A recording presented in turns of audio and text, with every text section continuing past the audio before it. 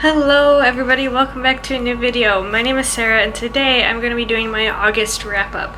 Now in August I read 5 books and I'm just gonna jump right into talking about them. So the first book that I read in August was For the Wolf by Hannah Whitten. I actually did a buddy read with Rachel over at Storybound Soul. I will link her Instagram and her blog down below.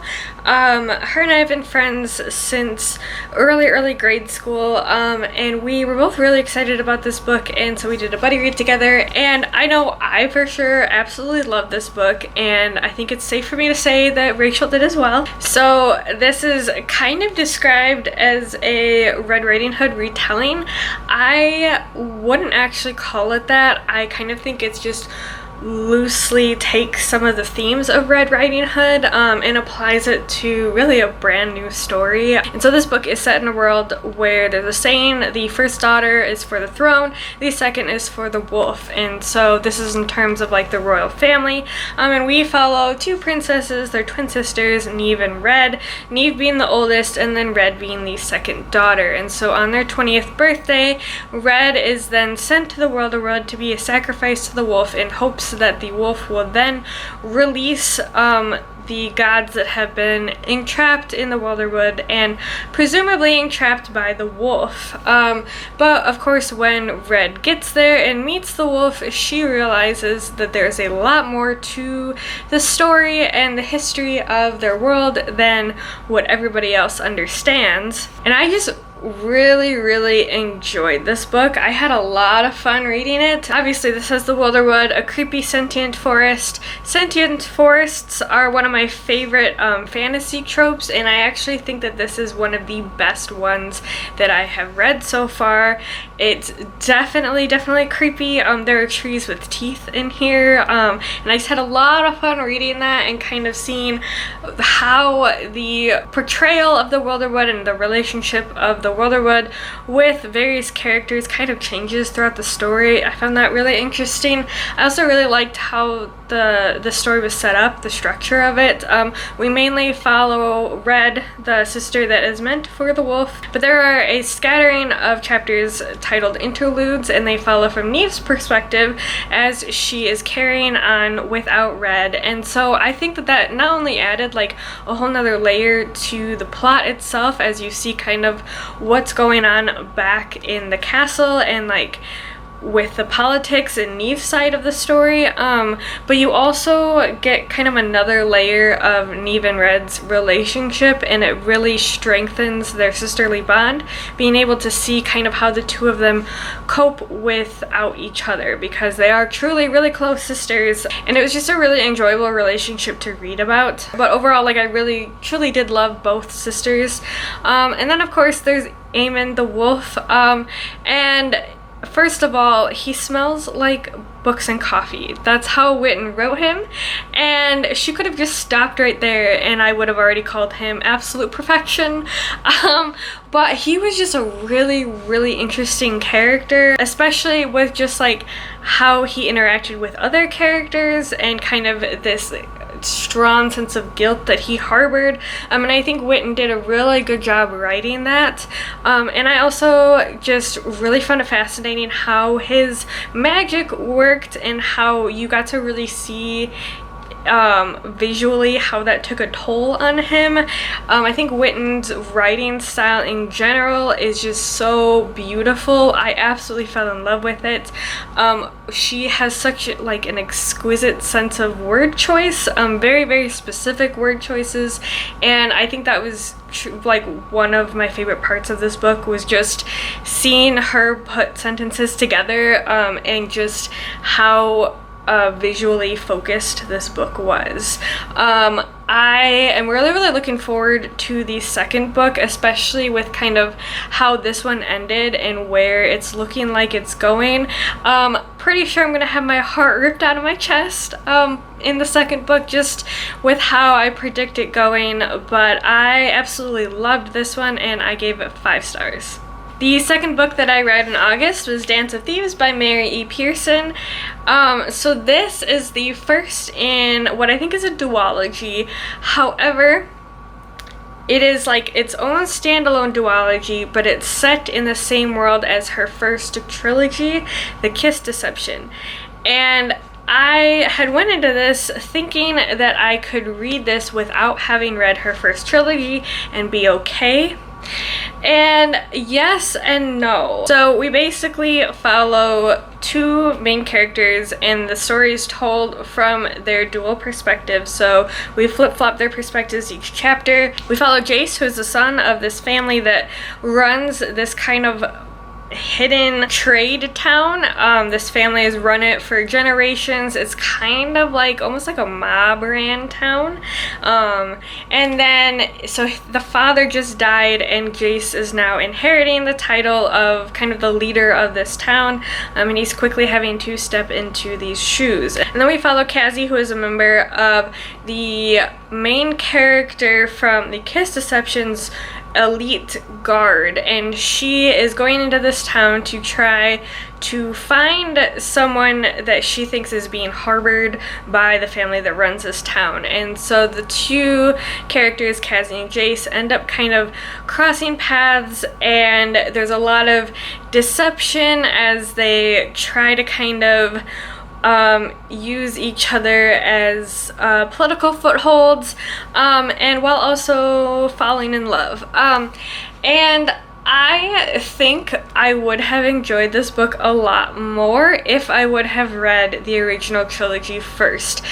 Obviously, like, I followed the plot just fine, and I followed kind of, the character dynamics, because it is a new separate set of characters from the original trilogy. However, the world building was where I really struggled. This is written with the idea that you have already gotten yourself very well established in this world because of reading the first trilogy, and there was just lots that I kind of had to piece together based on kind of what was given to me in this book. Like, I could piece together certain things, but I feel like there was a lot that I was missing. I did find the story entertaining. I didn't hate the main characters. I didn't love them. I just kind of, they were there, as well as like a lot of the other characters. I don't know, I'm gonna be honest, I don't have a lot to say about this book, and I think a lot of it just has to do with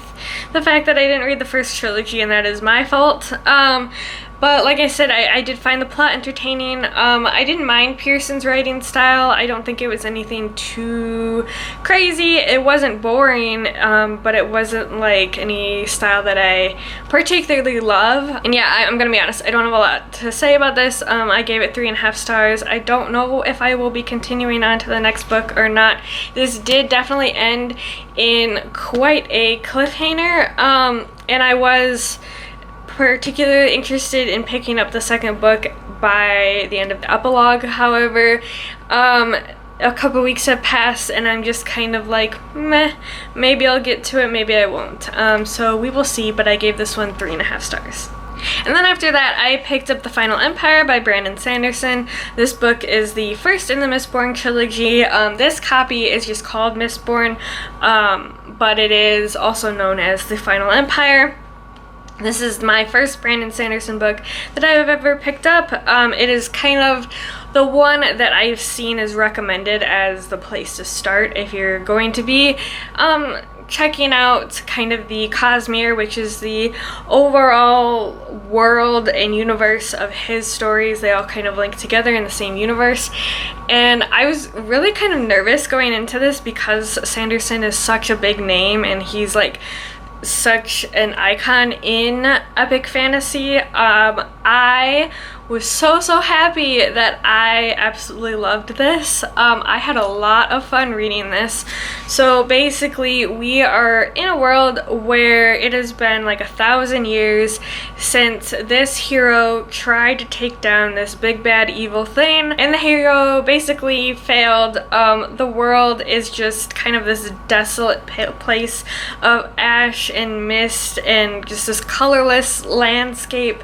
It's very barren. and there's been several different attempts at revolutions to overthrow the big bad evil entity. They have all failed. Now in our current timeline, there is a new uprising starting, and it is pretty confident that it's going to succeed because its linchpin is a criminal mastermind and a street urchin, and these are two characters that we are following, Vin being the street urchin and Kelsier being the criminal mastermind. And I was just really fascinated with this entire world and how just the story was told to begin with. I went into this not knowing that it is very heist-like. That's kind of how this uprising was organized and designed to be, kind of like a heist, and I was 100% here for that.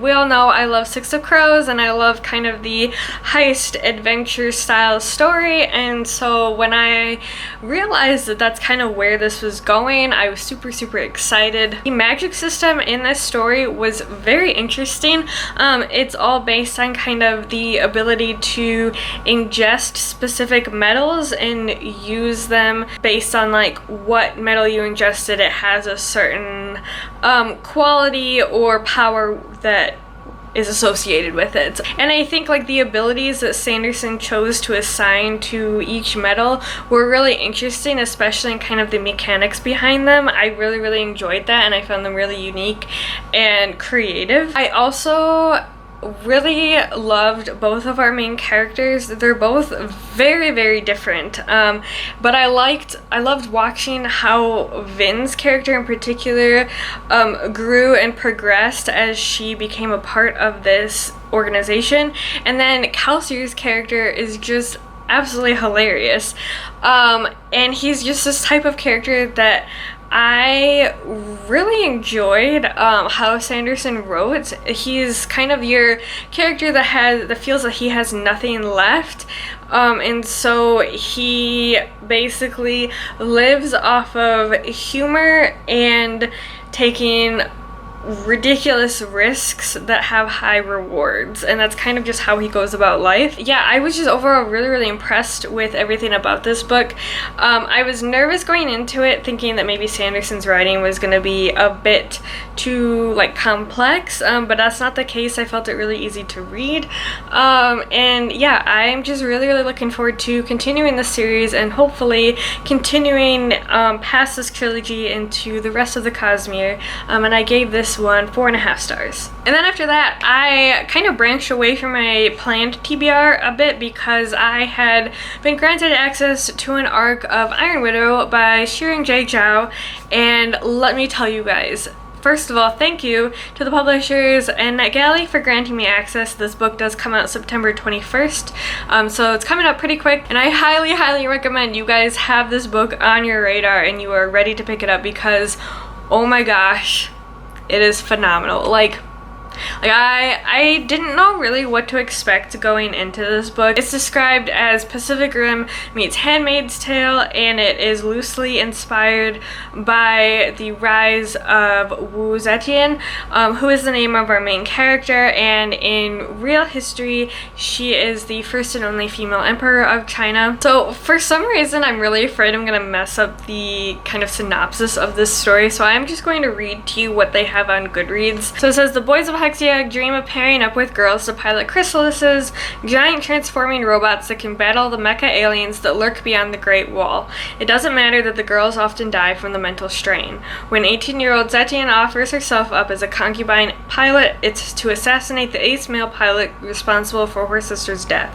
But she gets her vengeance in a way nobody expected. She kills him through the psychic link between pilots and emerges from the cockpit unscathed. She's labeled an Iron Widow, a much feared and much silenced kind of female pilot who can sacrifice boys to power up chrysalises instead.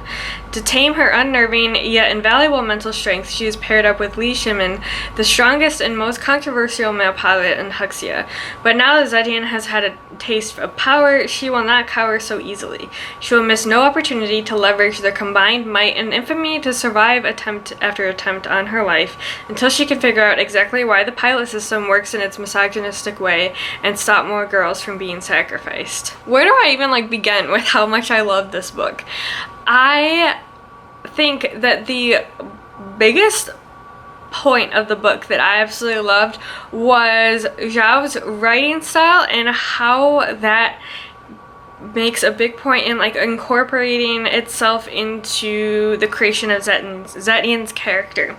So Zetian is obviously a very, very vengeful, angry character. Like, she is fueled with rage, and sometimes I have a really hard time with these types of characters. I feel like they're either over exaggerated, so their anger feels almost like cheesy, or they feel too hot-headed and it's just not believable, or their anger just does not feel completely justified. It feels like they're overreacting. I don't know.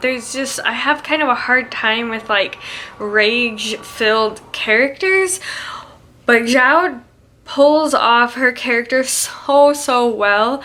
Like, you're not only like understanding Zetian's anger, and like you're reading her experience all these things and feel this anger, and like you can understand that she's feeling it, but Zhao's writing itself is infused with anger that you yourself, as you're reading it, are just furious, and like it's such a palpable sense of rage as you're reading it that you're just like, oh, you just have this fury for what Zetian is going through.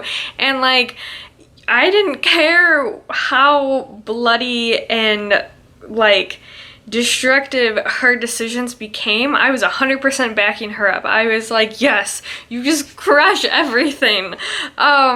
I just absolutely loved it. The world building was really, really fascinating. You've got this like advanced technology and like these giant robots dropped in the middle of ancient China. And like that feels like it would be, that contrast would be really jarring, but in fact it like sucked me into the story even more, and just like made me even more interested and fascinated by how Zhao was pulling off this world, because I think that she pulled it off really, really well. What's also particularly interesting is there's a love triangle involved in this story, and I despise love triangles. I'm sick of them. I had enough of them growing up as a early high school, middle schooler, when they were very, very popular at like the 2008 to 2013 era. However, how this love triangle kind of takes a turn, what Zhao decides to do with this love triangle, I was not expecting, and I haven't personally seen in a book before, but I was 100% here for it, because I thought that it was a really interesting way to kind of solve the love triangle issue. I don't really know if it counts as a spoiler, but I'm not gonna really go into much more detail than that, in case it could be considered a spoiler. I also loved how the mecha fights were written. I thought that they were really fun to read. This was an addicting book to read. I just immediately found myself plunging into it, and I did not want to ever put it down. And then the epilogue came along, and I really loved how Zhao had these little pieces of world building that were important to describe kind of the background conflict that's going on, but you are so focused on kind of the conflict that Zetian is facing and everything that she's going through, that it's kind of gets really pushed to the background. And then I was kind of wondering like where some of these little world building pieces that felt important, like when they were going to come out. But like I said, I was so focused on Zetian's story herself that like I was completely shocked when the epilogue came along, and it took those like important little world building pieces that kind of got tossed under the rug and brought them out and kind of brought them to the forefront in a way that I was definitely not expecting, but 100% excited for seeing how they get put into play in the second book. So I 100% think that you need to pick this book up if you want to read about female rage and giant mecha fights. Pick it up September 21st. I gave it 5 stars, and I am so excited for people to get to read it. And then the last book that I picked up in August was Project Hail Mary by Andy Weir. So this is an adult science fiction book, and we follow our main character, Ryland. He wakes up on a spaceship. His crewmates are dead. He doesn't remember anything. He doesn't know why he's on the spaceship. He doesn't even remember his name. So then as we're kind of figuring things out and he's remembering things, he remembers that there's a huge catastrophic event happening on Earth that is going to wipe out humanity if he doesn't solve the problem, and he's kind of their last-ditch effort on solving this problem.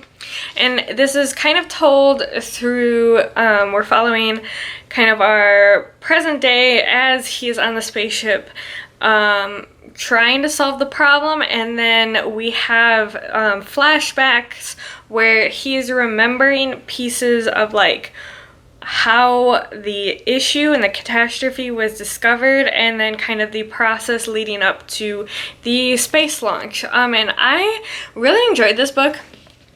I will say I liked The Martian better. 2 big things that really, I think, hindered me enjoying it as much as I enjoyed The Martian. So both this and The Martian are told in a very casual, conversational tone. However, it works really well for The Martian because The Martian is told through video diary log entries. This is told in like your traditional narrative format. And it's like more of a personal thing that I don't like casual conversational narratives. I like them. I don't mind them if they're in the video logs or an interview format book or something like that, where it's like journal entries and the main character is like writing stuff down, or like it's in a format where they are talking to somebody. If it's just like your traditional narrative, it's a personal thing that I really have a hard time like jiving with that type of narrative. The second thing, and I have mixed feelings about this, but I feel like it's important to note, this is a very science heavy book. Now, I think Weir does a really good job explaining the science behind everything. However, I do have a chemistry background. I have a bachelor's degree in chemistry, and I've worked in a chemistry field for 4 years now. Now, I have heard from a couple people who I do not think have very science-heavy backgrounds. They really enjoyed it, so I think that it would be accessible to people who don't have science backgrounds. The part that really bugged me about this was there were several moments throughout the book where I was like, okay, we do not need to go into this detailed of a science explanation. Like, there was a point where I was like, okay, you could have stopped the explanation there, gave like a general explanation of what the next like steps were or actions, but you did not need to go this heavy into the science explanation through the entire thing. And it just was like all right, come on, get to the point or move on type of situation. And it happened several times throughout this book, but I didn't seem to have that much of an issue with it in The Martian. Now, I did read The Martian quite a while ago, and so I don't quite remember. But overall, like, I loved the characters. I really did love the story, and I loved kind of the plot directions that Weir decided to take. There was a couple points where I was really not expecting the story to go in that direction or character development to go in that direction, and I was really impressed that Weir took that choice, like made that choice to take the story in those areas. And I really enjoyed it. I gave it 4 stars. So those are all the books that I read in August. Let me know if you've read any of these books. I'd love to hear in the comments down below, or if you're interested in reading any of them. I hope you consider sticking around and subscribing. As always, I hope you have a great rest of your day, and I will see you in the next video. Bye!